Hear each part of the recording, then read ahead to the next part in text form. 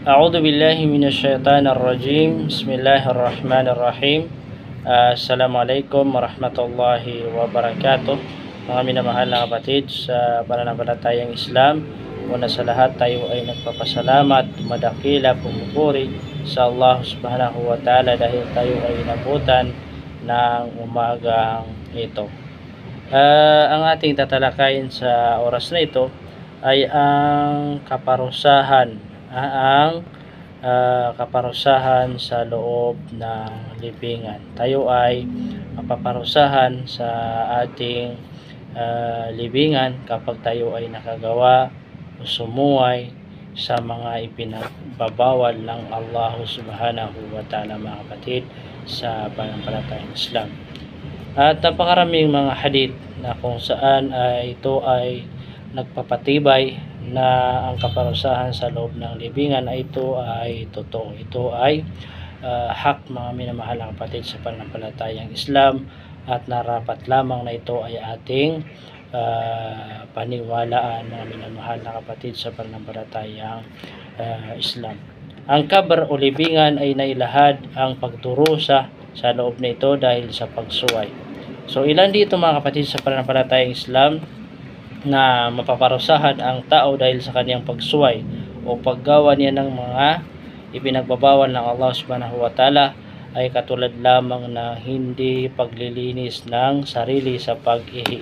Pag tayo ay umiihi o umihi, ay obligado po sa lahat ng Muslim, obligado sa lahat ng tao, ay tayo ay maglinis sa ating sarili. Tayo ay maghugas sa ating maghugas, mga minamahal na kapatid sa Islam.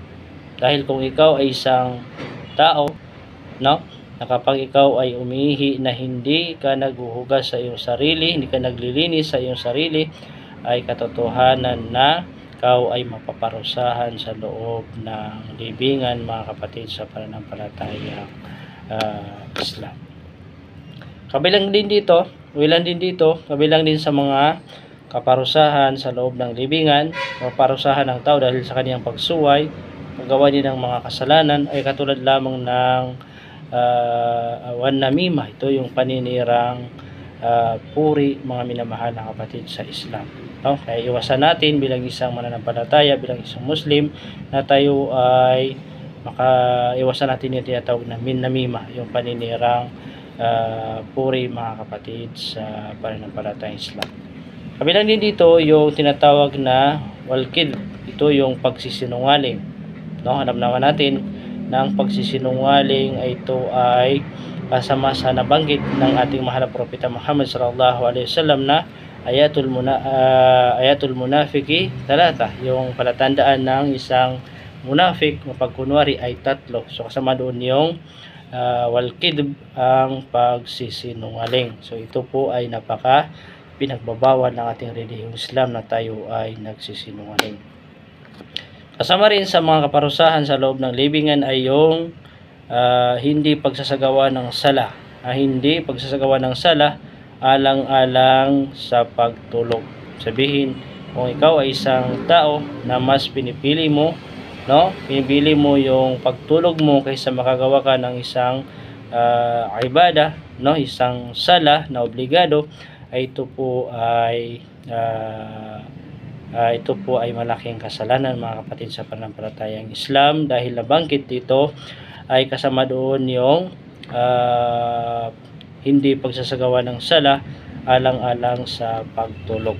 Kaya bilang isang mananampalataya ay sikapin natin na may sagawa natin yung ating mga sala. Kasama rin doon, mga kapatid sa pananampalatayang Islam, ay yung pagtalikod sa Quran. No, pagtalikod sa Quran. Kapag tinalikuran natin yung Quran, hindi na natin pinag-aaralan, pinabayanan natin, hinayaan na natin yung ating mga sarili na maging mangmang sa Quran, at hindi na natin sinusunod kung ano yung batas ng Quran, na ito ay kasama doon sa mga pagdurusa o mga kaparusahan sa loob ng libingan dahil sa pagsuway, mga kapatid sa pananampalatayang Islam.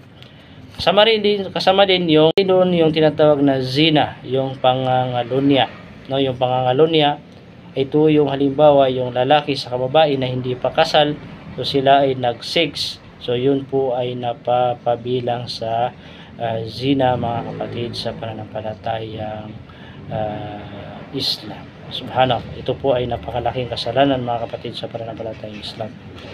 Wariba, at yung pagpapatubo sa pautang, no? Yung 5-6. So yung 5-6 po, yung riba, ay ito po ay napakalaking kasalanan. Kaya naman ang isang tao na kapag ikaw ay gumagawa ng riba o nagpapatubo sa pautang, ay kasama ka doon sa mapaparusahan sa loob ng libingan dahil sa pagsuway mo sa mga ipinagbabawal ni Allah, dahil sa paggawa mo ng mga gawain na ipinagbabawal ng Allah subhanahu wa ta'ala. Kasama din na nasabi dito na kaparusahan sa loob ng libingan ay yung tinatawag na hindi pagbayad sa utang. Halimbawa, meron kang nautangan na kapag hindi mo ito nabayaran, ay ito po ay ipaparusa sa iyo sa loob ng iyong libingan, mga kapatid, sa pananampalatayang Islam. So yan po at iba pang mga kaparusahan dahil sa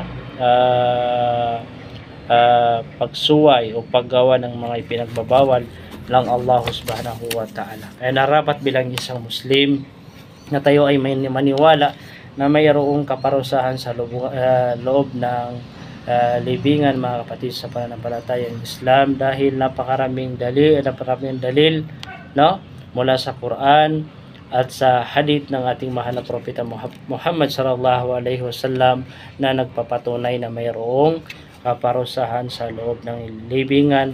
Kaya paniwalaan natin, mga kapatid, sa pananampalatayang Islam, tayo ay humihingi ng gabay sa Allah subhanahu wa ta'ala na maintindihan natin ang ating relihiyong Islam, maunawaan natin ang Quran at ang sunnah ni Propeta Muhammad sallallahu alaihi wasallam. Assalamualaikum warahmatullahi wabarakatuh.